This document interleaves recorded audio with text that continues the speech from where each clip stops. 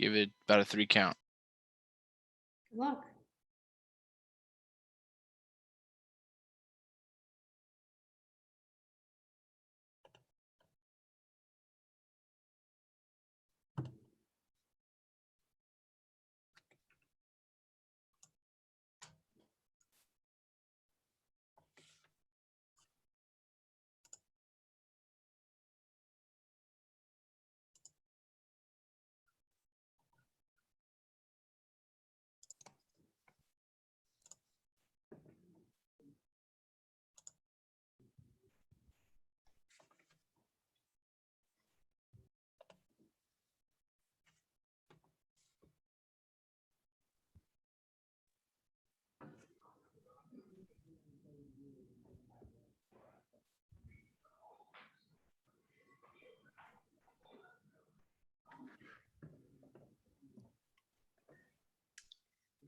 Hi, everyone. Welcome to Safe Crisis Management Training.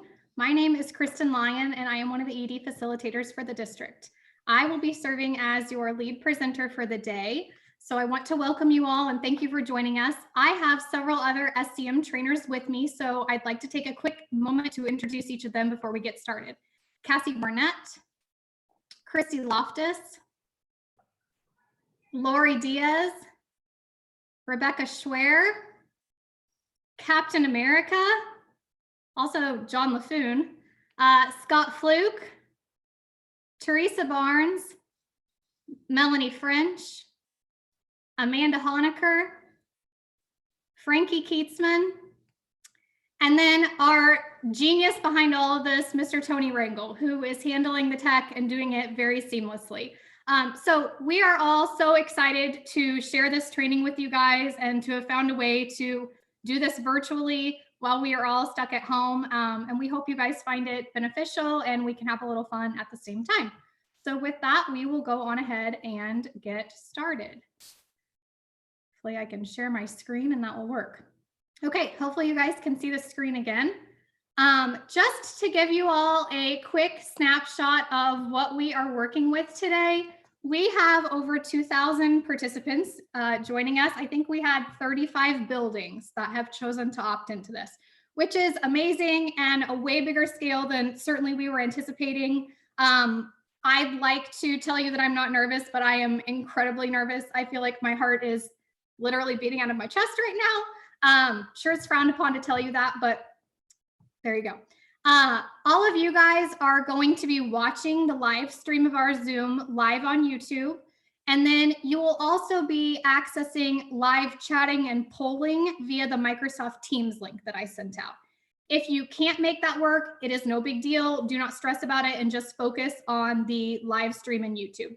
One note about the chatting and the polling, all of the SCM trainers that I just introduced, they will be the ones moderating that chat. So feel free to ask questions in there. They will answer the questions.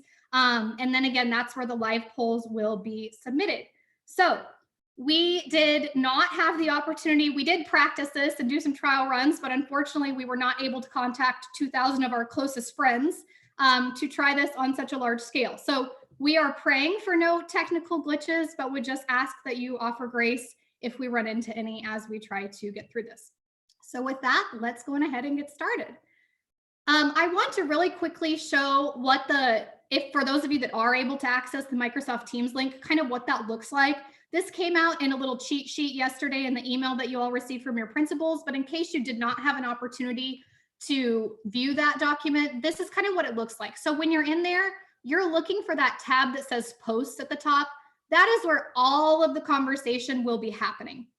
I will note with 2,000 people, it is that thread moves really, really, really fast. So it can be a little bit hard to keep up. Again, do not stress about it. If it's too stressful, just abort ship and go focus on the video stream.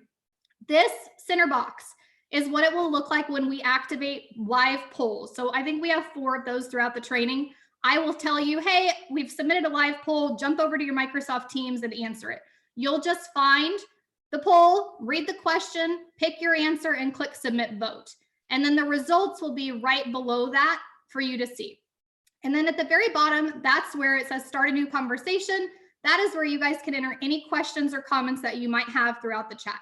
I would just caution you or that, again, 2,000 people can see it. So just please be respectful and be professional with the things that you say on there. So just a heads up, I cannot see what's in the Microsoft Teams thing because I am screen sharing. So I have no idea what you guys are saying in there. So if I don't address your question, just know it's because I'm not seeing it. So the chat moderators, they will be the ones exclusively working that thread.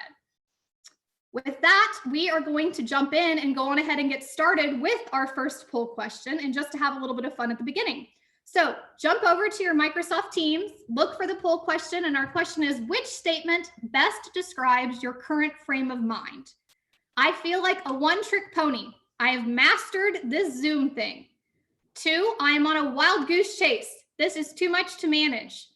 3, I have ants in my pants. I can't wait to get out of the house. Or 4, help, I am a fish out of water. I want life to go back to normal. I can tell you I am about as far from a one-trick pony as I could possibly be, and I definitely would be clicking on I have ants in my pants. I have been home for the first 41 days. I was home with my 2 children, one of which is 4 and one is 21 months. And I can tell you trying to Zoom full-time during the day and take care of a 21-month-old is nothing short of a massive feat. So I am exhausted and I cannot wait for life to return to normal. Scott, please reassure me that those poll results that tell us that some other people are right there with me and are itching to get out of their house. Unfortunately, our poll didn't work on that one, so we'll have to try again on the next one. Thank you everyone for the patience. We'll get it under control for the next one, but I promise you everyone is feeling the same anxiety. Okay, well, yeah, now my heart is beating a little bit faster, but we'll keep going and make the most of it. Okay, our agenda for today. We are going to focus briefly at the beginning on just a basic foundation of what is safe crisis management, and then we will jump to the heart of our content, which is chapters 3 and 4 today, understanding individuals and understanding behaviors of concern. And then at the very end, we would like to be able to answer some of your guys' questions live. So questions that you've submitted in the chat today, we will do a question and answer session at the end where our chat moderators and I answer some of those for you. And then you guys will return on May 14th to receive your second part of the SCM training, or your second part of part 1. And you guys will focus on universal principles and practices and prevention strategies. And then as the email said, in the 2021 school year, you will do an additional 3 hours of training to get the second half of it. So what is safe crisis management? Safe crisis management is the emergency safety intervention program that our district has adopted to replace CPI, which is what we've used for years past.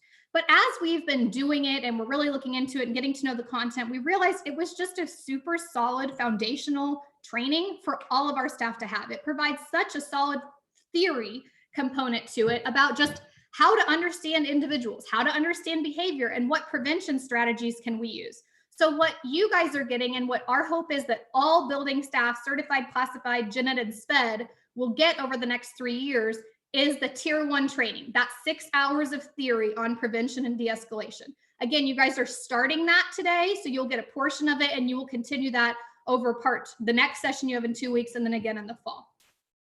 I think one thing just personally that I love about safe crisis management, and I hope you will find as we go through today and certainly in your future trainings with it, is that it isn't just about the students that have significant behaviors. I think in the past, I've always thought of CPI. I've been CPI trained, I feel like, for many years of my life.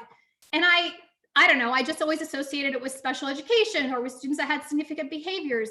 And when I went through this training for the first time, I thought, wow, this just applies to everybody. This is just good human development. It helps us understand people better, and that we're really not very different from one another. We all go through the exact same cycles, the same set of feelings, the same emotions. And I think that helps us, if we can have it from that perspective or view this training from that perspective, it really helps us better relate to our students.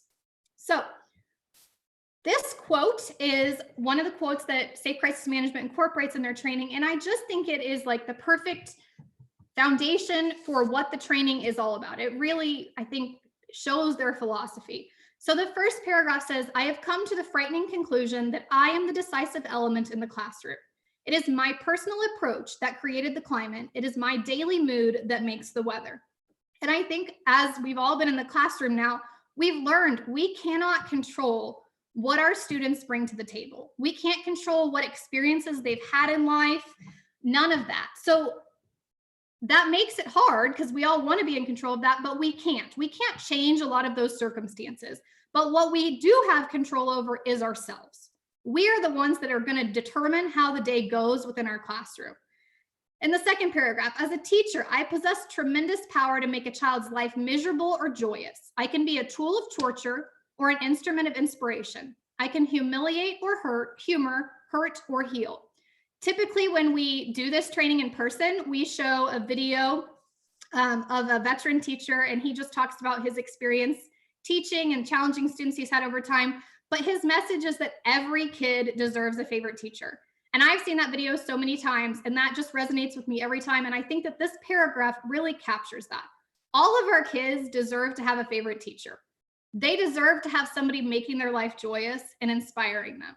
And so I hope that it is all of our mission that we can be that person, that we will choose each day to be that instrument of inspiration and provide them with that joy. And then lastly, in all situations, it is my response that decides whether a crisis will be escalated or de-escalated, a child humanized or dehumanized. Again, we all went into teaching because we love kids. We care about kids. We want to be the best that we can be for those kids. So this training really provides that allows us to fill our toolbox with strategies so that we can de-escalate the students. We won't make the situation worse, and we can continue to humanize them versus dehumanize them when crisis starts to arise. So again, I hope that quote inspires you, and I hope that we can kind of all use that as our mindset as we go through today. Okay, the first chapter is on understanding individuals. So the purpose of this chapter is to help us understand, again, not just how students with significant behaviors operate, but how all humans develop. What factors influence our development and ultimately our behavior. This first slide is just some basic background. I'm sure lots of you have seen this in your various education classes over the year, child development courses, but it just talks about the stages of development. And so it's just important to note that, again, throughout your life, you're going to go through all of these different stages. And that the function behind those different stages or your purpose in those different stages is different. So for example, a toddler is really seeking that autonomy. They're trying to gain control and independence. And so their behavior in that stage is going to look very different than when you're in the adolescent stage and you're really trying to figure out where you belong and seek those relationships and fit in. Again, if I'm in those different stages, my behavior is going to potentially be different because I'm trying to achieve something different. So again, just be mindful of which stage are your students in, developmental stage are they in, and how might that impact their behavior or what they're trying to achieve. Next up is the developmental domains. So in addition to the stages of development, there are also different domains in which we develop. And it's important to note that we don't necessarily develop at the same rate in each of the domains. So there's physical, sexual, social, emotional, and intellectual and moral. And a student might be very typically developing intellectually, but they may have a really rough home life and have poor role models in their life. So their moral development may be very delayed. Likewise, a student may be very delayed in the social emotional domain. They may have temper tantrums. They may have had, different trauma that has happened to them, but they're very developed or overly developed in some cases ahead of the game in the sexual domain. Again, that could be from trauma that they've had, but it's important to think about each one of our students individually and where are they at in each of these domains. This cycle on this next slide is really the meat of this chapter. And again, I would encourage you to think about how this applies to everybody. Think about how it applies to yourself. When is an example that this fosters trust? And then we'll talk about on the next slide. So the way we develop healthy and have a healthy development is by going through this cycle. We feel a need or displeasure. We express that need. Our need is satisfied, and then we feel relaxed. If we go through that cycle again and again in life, and our needs continue to be met, we develop trust, security, and attachment. We need that cycle to look like that in order to develop those things in the center. Think about a baby. Literally, this starts from the time you come out of the womb. When they're hungry, they cry. So they're expressing the need by crying. As a mom or a dad, you are meeting that need by feeding them, and then the crying stops. And that continued cycle shows your child they can trust you. You're going to meet their basic needs. So that is how we develop that trust, security, and attachment, which leads to the resiliency in our life. Unfortunately, not every student has that, or person, adult has that experience in their life. Sometimes we feel a need or displeasure. We express the need, and the need is not satisfied, which leads us to feel restless, anxious, and fearful. And when that cycle happens again and again and again, it causes us to have a lack of security. We stop trusting people, and we have poor attachment. So this is what it looks like for some of our students. Not for all of them, but certainly for some of them. And I think one thing I really want to point out is that this cycle can happen at any time in your life. So you may, even as an adult, you may have had a very healthy development as a child and had your needs regularly met. And then something may have happened later in your life where you were either in a bad relationship or you had a supervisor that, did not treat you well. And all of a sudden, with that specific person in that relationship, when you expressed the need, that person wasn't meeting the need. And that did lead you to feel anxious. So we can toggle between those two different developmental cycles in our life. And again, it may not impact our relationship and our trust with everybody, but it really may impact our relationship and trust with a certain group of people. Again, if I had a boss or a supervisor that was consistently not meeting my needs, and I was feeling really restless and anxious, when I get my next supervisor, I may enter that relationship with a lack of trust. Same thing for our students. Again, they may have had a perfectly healthy development in their home, and they had their needs met in their home. But for whatever reason, their first grade year, they expressed needs in the classroom, and the teacher wasn't able to meet those needs the way that they needed them met. And so they have created a lack of trust with their teachers, which then, of course, carries over to the second grade year. And they go into that situation with that lack of trust, with that lack of security. And so then it is our job, regardless of how the student got to where they're at, where they aren't trusting, to work hard to reprogram that. And in order to reprogram that, it just means we start meeting their basic needs. So we're going to go back and try to provide them with that healthy cycle. They express a need, we meet it. It's not going to be overnight that they develop that trust, security, and attachment, but in time of us consistently showing them, I will meet your needs, we will start to rebuild that and reprogram that, which is awesome. And that really should be our goal. So that is the most critical piece, I think, of this entire chapter.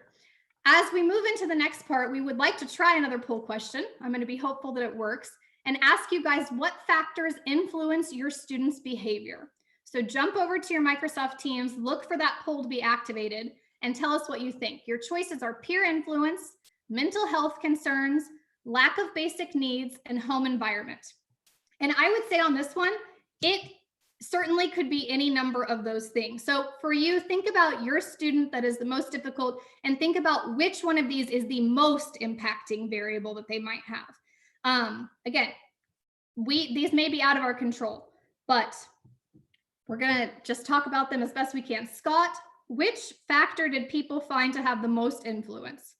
I have good news. The polls definitely are working, but they're struggling under the load of so many incredible responses. I'm just now starting to see them come in. Sorry, I feel like I'm a political at the political desk on election night here. It looks like the number one is mental health. And then the second one is home environment as the top two responses. Okay, that gives us something to work with for sure. So thank you guys for those of you that are trying to jump over there and fill those out. So again, like I said, when we were talking about that post, it could really be any number of those variables. And this list on this next slide is just a list of examples of different variables that could influence our students' development and their behavior. And I think what is important to note is for some students, it may be constant. These variables may not go away. For example, cognitive ability. That may impact their development and their behavior, but that is going to be lifelong if they have an intellectual disability. Other things may come and go over time. So emotional capacity, that one could be influenced if they've just recently lost somebody, or they've had a death in their family, or they've experienced some sort of trauma. So that one may be a little bit more short term of a variable. But regardless, we have to think about what are the variables for our students that are impacting their development and impacting their behavior. Which of those variables do we have control over? And which of them do we just need to radically accept? Because we're not going to be able to change all of those different things, but we do have to accept that they do play an important role in what those students bring to the table every single day. And I would just encourage you, again, use this list, think about your students, and think about not seeing them for the behavior, but seeing them for who they are as a person. What made them or is making them in this present moment, why they are the way that they are. Have empathy for that and understand that all of these things apply to us too. They impact our behavior. If my mom had just passed away and I'm 33 years old, that is totally going to impact me and the way that I come to work each day and the behavior that I have, how I interact with my family. It is going to change it. My behavior will look very different in that immediate after fact than it would have before my mom's death. So just understand, the kids go through this, but we go through this as well. And it's just important. We want people to understand those variables so that they can grant grace, that they can accept us for who we are in that moment. Okay, as we move on, that is it for the content in that first chapter. So we are going to try to take a little brain break and do a poll question. I'll try to talk slowly so people can get their responses in, but let's have a little fun and share with us what song represents your current reality. So Shake It Off, I Will Survive, Don't Stop Believing, Let It Go, or Stronger. Jump over to your Microsoft Teams and see if you can submit your answer. I can tell you, as I'm thinking about my own song in current reality, it would have definitely been I Will Survive for the first 4 weeks of quarantine. I think about that opening line of, at first I was afraid, I was petrified. And I feel very confident that that is the emotion that I had that first week. Then kept thinking I would never live without you by my side. I remember when the governor said, we're not going back to school. We won't get to see our students again. We won't get to see our colleagues again. And I questioned, how will we do this? How are we not going to have these people by our side? And then I moved on to I Will Survive. If you were asking me what my song was for this specific week, it would for sure be Living on a Prayer. I have been so stressed about getting this presentation up and running and figuring out all the tech things. And I have truly been living on a prayer, telling myself each day, we're halfway there. We're almost done. So Scott, are people in survival mode with me trying to survive, or are they just letting it go? The number one response is definitely let it go. We had so many responses so fast to that poll that we actually briefly crashed the team's chat, which is really impressive. So well done, everybody. If you don't see the poll, that is totally okay. It's not a huge deal, but thank you for everyone that was able to respond. I do appreciate it. Okay, and I will have to just let it go that we're having all these technical glitches and not become too focused on that. So again, I apologize that we're having the glitches. I appreciate the grace everybody's extending, knowing that we have 2,000 people trying to do this at once. Okay, we're gonna jump into our next chapter, which is identifying and understanding behaviors of concern. So again, the first chapter was focused on just understanding humans in general and how they develop. And this section is going to be focused specifically on understanding behaviors and what the sources of those behaviors look like. The first part is common sources. So it's so hard when you're in the classroom and students are engaging in behavior to not take it personally. I was in the classroom for a number of years, and I certainly can think of many behaviors that my kiddos experience. And some days I just felt so defeated and deflated. And I just thought, what am I doing wrong? Why is this happening? I'm trying to be nice. I'm trying to do this. And it's so hard to not take it personally. And I think that this common sources hopefully will give you a different perspective to figure out that it isn't always you that's doing anything. And think about where that behavior has come from and what has potentially caused it. So the first one is carry-in behavior.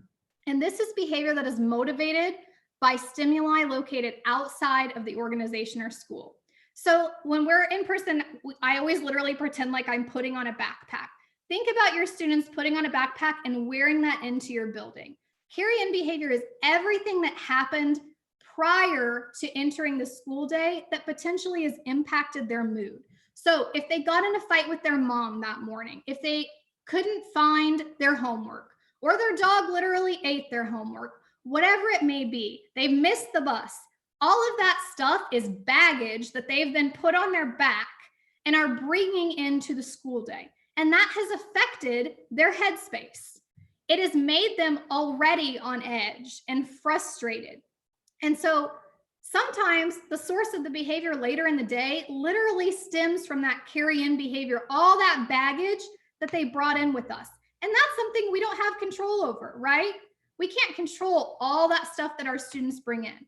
So that's one source of behavior that we may have. Carryover is another one. So this is unresolved behavioral issues that are generated from within the program. This one is a really common one.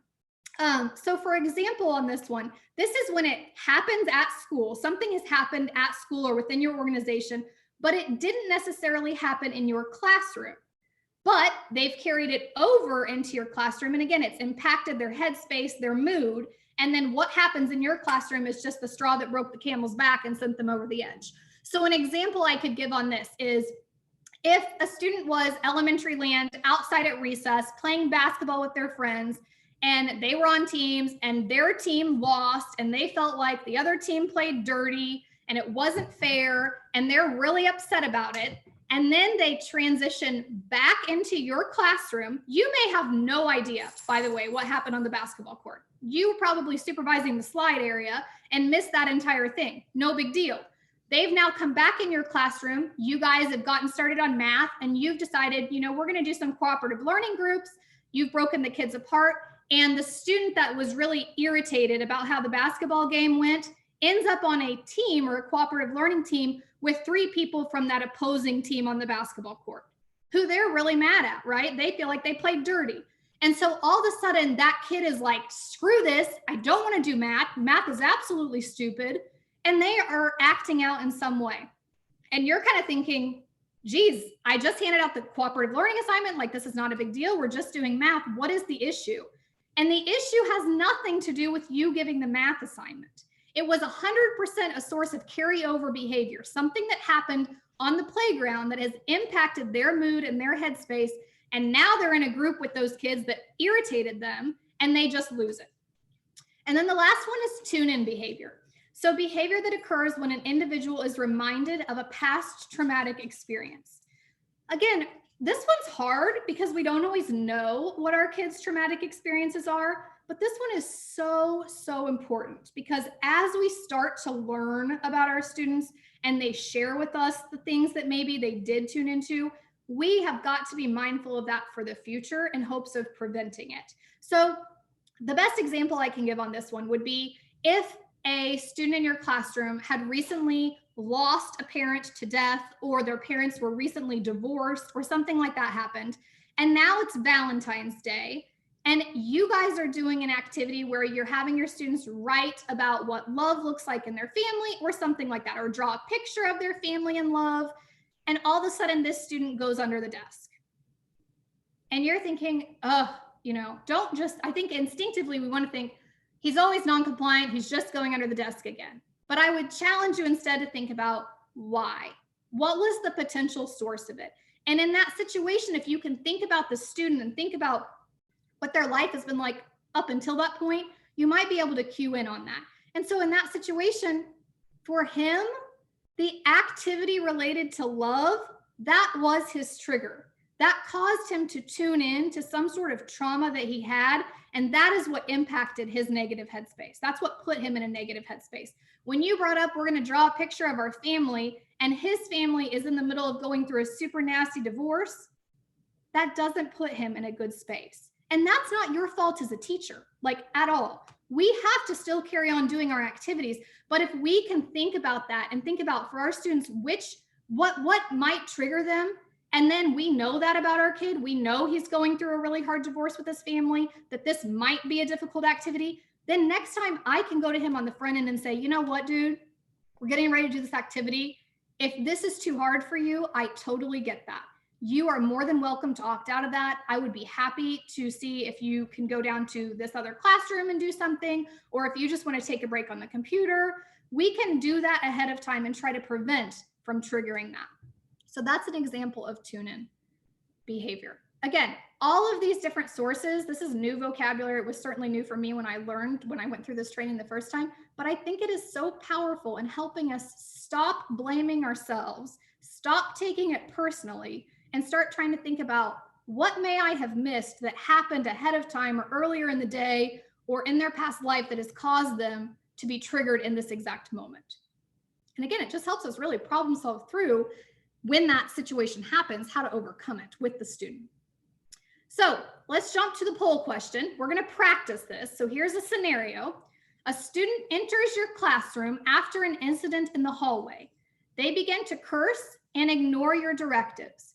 The student is showing signs of carry-in behavior, carry-over behavior, tune-in behavior, or tantrum behavior. What are your thoughts on that?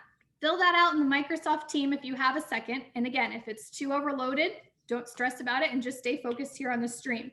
One thing I want to note while you guys are taking a second to fill that out is that carry in, carry over, and tune in, those three sources of behavior, again, are so real for us as adults. We go through those exact same things. If I'm getting ready in the morning and I know I have an 8 o'clock meeting and my 4-year-old is obsessing about what outfit she's going to wear, and my 2-year-old refuses to get in the car, and then once we're finally in the car, we hit every single red light on the way to the office, that has totally impacted my mood. I am going into that 8 o'clock meeting in a way different frame of mind and headspace than I was if everything had gone smoothly that morning. So I am carrying in a bunch of baggage. And if something goes wrong in that meeting or somebody says the wrong thing, that may just put me over the edge because I've carried all that in. So just be mindful that we go through that exact same set of sources as well. Scott, what do you think? What was the poll showing on that one? Like most people, my Teams chat was crashing, so I wasn't able to actually see the poll, and that's okay. But most responses in the chat are definitely carry over behavior. Does that sound right, Kristen? Yes, that is definitely right. So it shows us the scenario said that there was an incident that happened in the hallway. So that cues me into it was within the school organization, but it wasn't in my classroom. So it was carried over from the hallway into my classroom. Very good. Okay, so we've talked about the sources of behavior or potential sources of behavior. Now we're going to talk about behavior characteristics. So the characteristics are that behaviors are cyclical, they're potentially aggressive, they're temporary and sequential. So we'll go a little bit more in depth on what each of these are.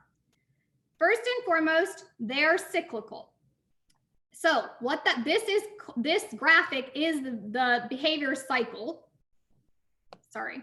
And so what it looks like is there is a stimulus that's here in the center. Something happens. What happens then causes us to have a thought. Our thought could be negative or it could be positive. That thought leads us to a feeling. Again, our feeling might be negative or it might be positive. The feeling leads us to have an action, could be unacceptable, could be acceptable, and whatever our action is leads to a consequence. The consequence could be positive or it could be negative. This cycle is true for literally every interaction or action throughout the entire day. Like all day long, if a positive thing happens in your life, that's your stimulus, that leads you to feel really good about it. You're feeling good. So you're like, you know what? Somebody just bought me Starbucks coffee. That makes me feel really good. I want to pay it forward. So my action is to pay for the next person in line. And the consequence is that makes somebody else and me feel good. You know, so that's an example of how that happens literally all throughout the day. Again, this is just as true for us as adults as it is for our students. So as adults, we have learned, hopefully, most of us, how to pick an acceptable action, even when we've had a negative thought and a negative feeling. Our students, though, and especially our young students, or our students that have a lot of those variables that have impacted their development or behavior, they are not so much at the state where when they have a negative thought and a negative feeling that they can pick an acceptable action. The really young ones, and again, those with significant intellectual disabilities or those that had a lot of trauma, they can't even think about what an alternative to an unacceptable action might be. So if we wait, when that stimulus has happened, they've had the negative thoughts, the negative feelings, and we wait till the action part to intervene, we're stuck, right? Because at that point, the action is the behavior. So the behavior has happened. We don't have a chance to intervene and teach them, okay, here's an acceptable option and an unacceptable option. We've missed that opportunity. So what we really want to try to do is intervene early and look for those signs that those students have had a negative thought come into their mind. So where this star is on this graphic, that is the sweet spot. What we can do as teachers is look for an affect change. If we see an affect change in our students, or we see that they are starting, maybe they've put their head down and their head had been up. Maybe they were laughing and all of a sudden they're serious. Whatever it is, we've got to start looking for those little behaviors that show something has changed in their mindset. Their headspace has gone from pretty positive to not so positive. That's when we want to go over and be able to have a conversation with them and say, hey, what's going on? I noticed all of a sudden you seem bummed out. I noticed all of a sudden you seem frustrated. Then they can share with us their negative feelings.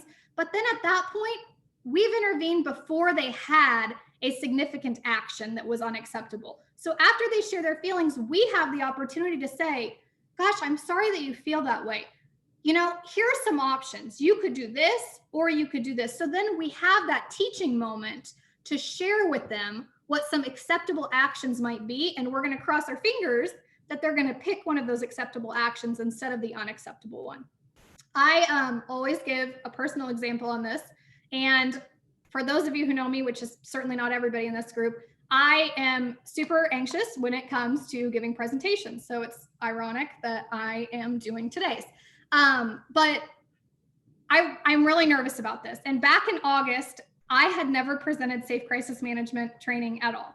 And 2 or 3 days before we were going to train the paraprofessionals, John LaFoon told me that he was thinking that we would train all of the paras, 700 of them, in an auditorium, and that he thought Scott and myself could be the ones to do that.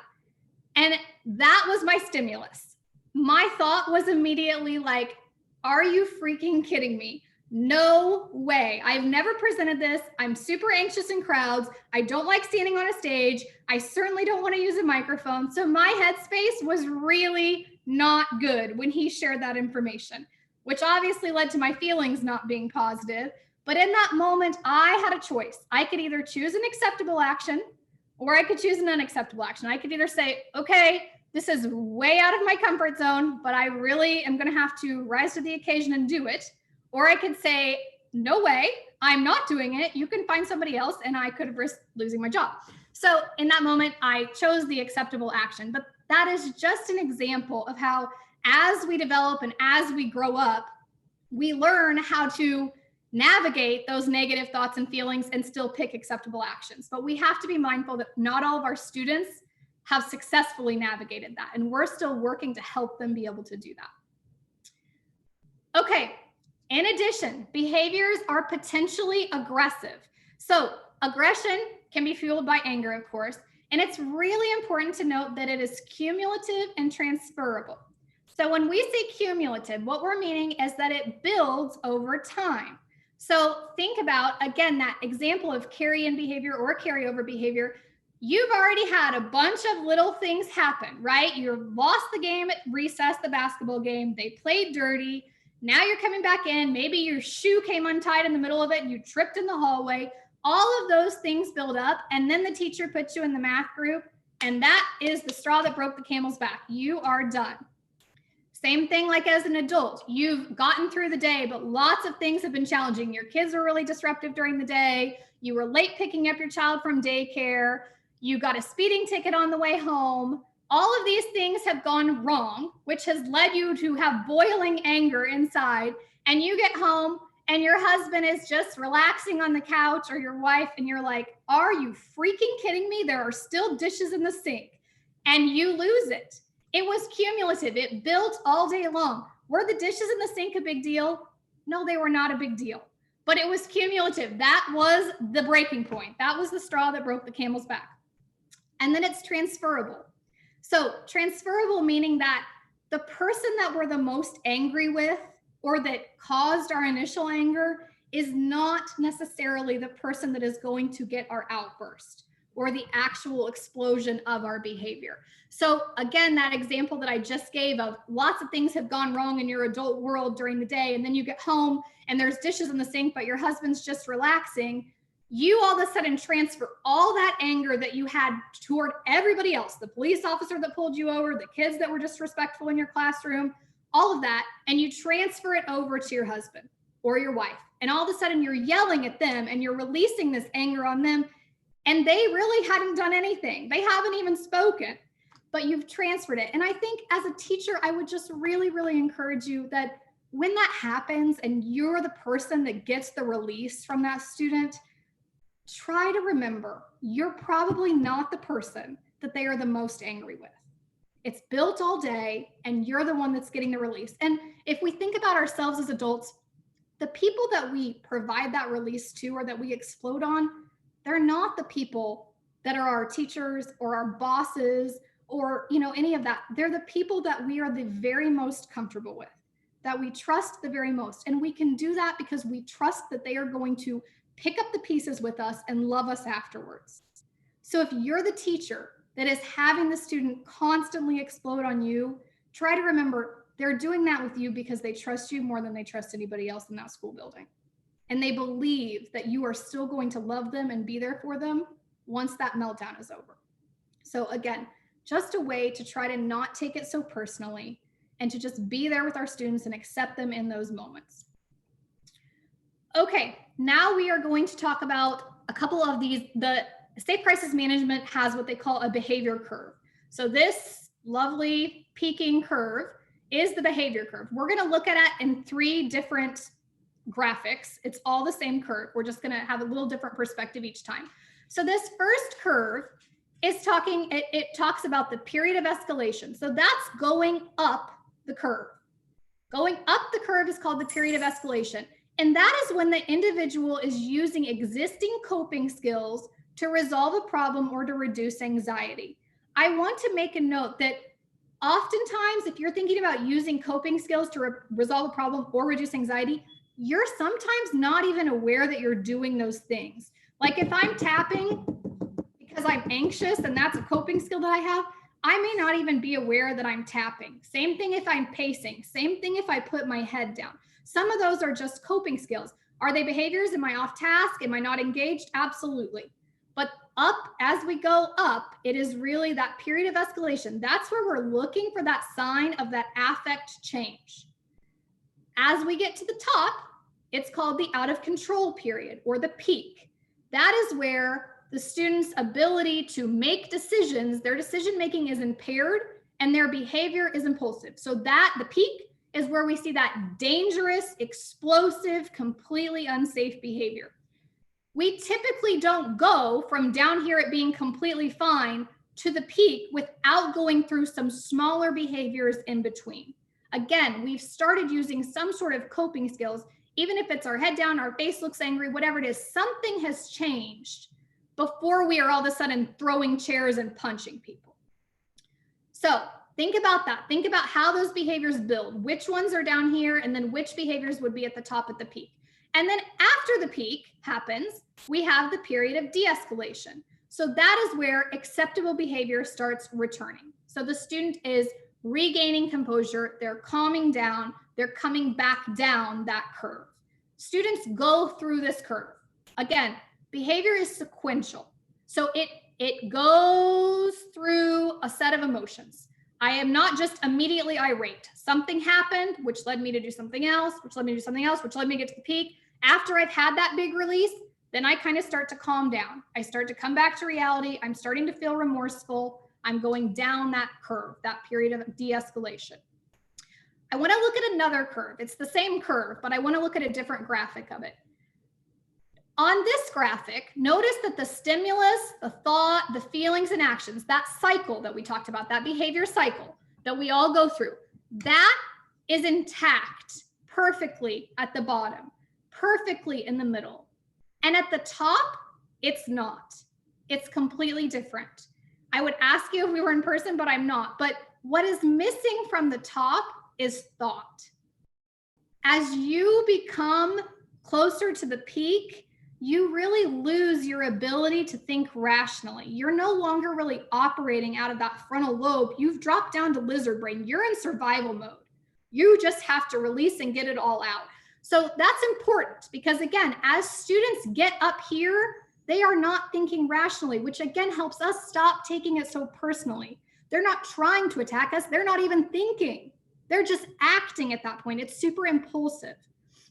And then lastly, the same behavior curve helps map out what some of the different behaviors look like as we're climbing the curve.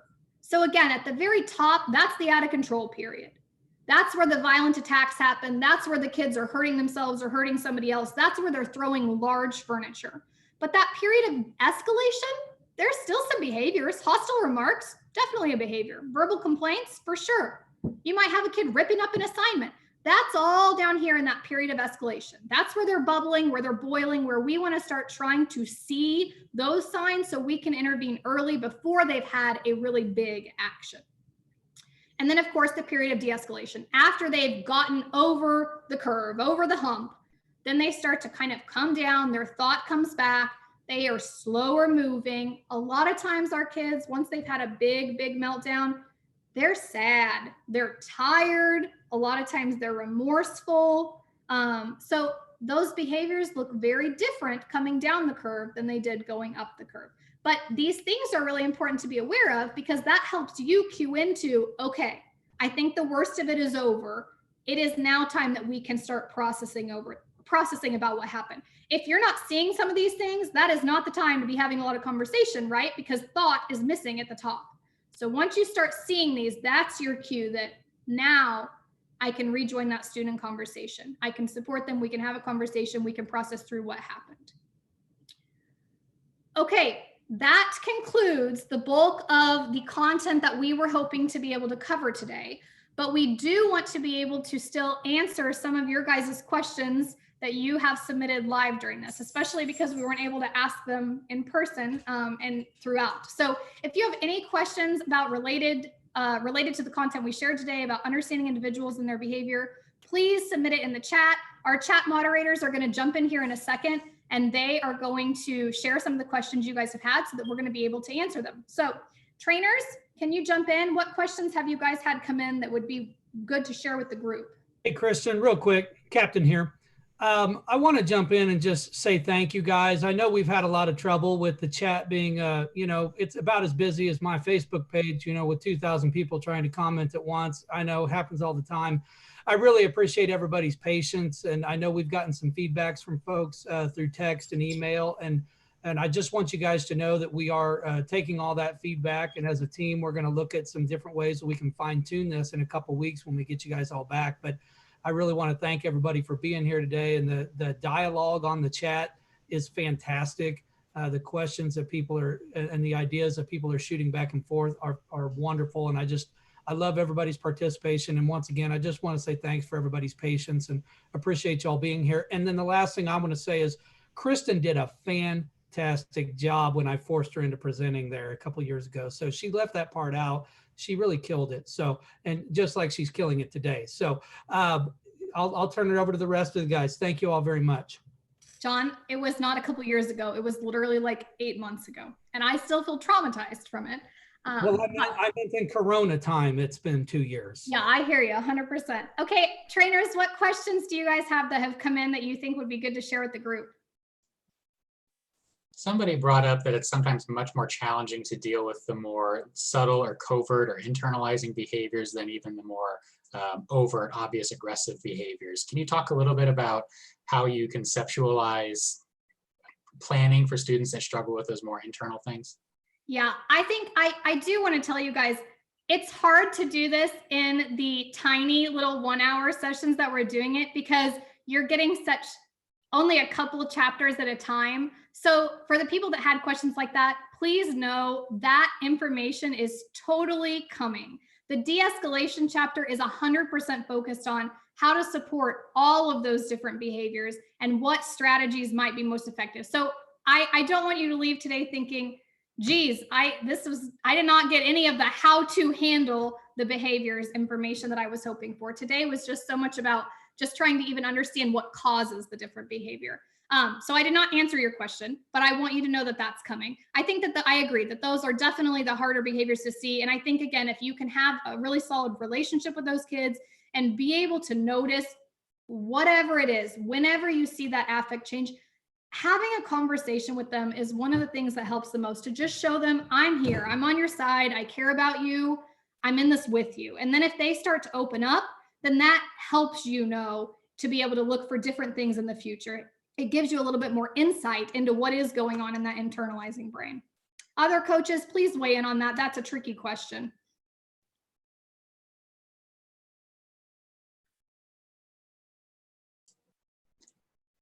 I guess I can jump in. I really agree with everything that you said, and that it can be really challenging, especially when it's almost invisible. One way to help track that internalizing behavior over time to see if it's getting better or worse is to simply ask students.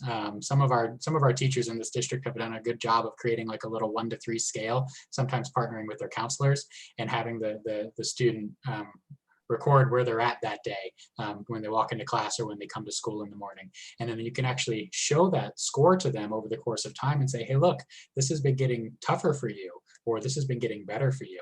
And just that self-reflection can sometimes really impact their ability to cope with those challenges. Yeah, that's a super good suggestion. Other questions that you guys have had? Oh, John, jump in. Yeah, just this one I think is important. When we Cap got called away, there was an emergency in New York. Yeah. The internalizers, I bring up another point that I want to make sure we talk about a little bit, which is, we mentioned our own issues and our own carry in and our own behavior with kids. And sometimes what happens is our internalizers take a back seat to our frustration with our externalizers. Absolutely. So one of the best ways to help internalizers is taking care of ourselves and make sure that we're not exerting so much energy into the children who might, for lack of a better description, suck it out of us, that we tend to put less energy into our internalizers because they don't demand it. And I think a lot of that comes down to us taking good care of ourselves so that we also have the energy to give those children, because they're hurting and struggling in the same way. It just, they're not asking for the help in the same way. Yeah, that's a really good point. I was going to add in too, kind of related to this, because I've had this question before, looking at the behavior curve. Sometimes I'll have teachers tell me, well, my kid isn't going to throw a chair, throw a punch.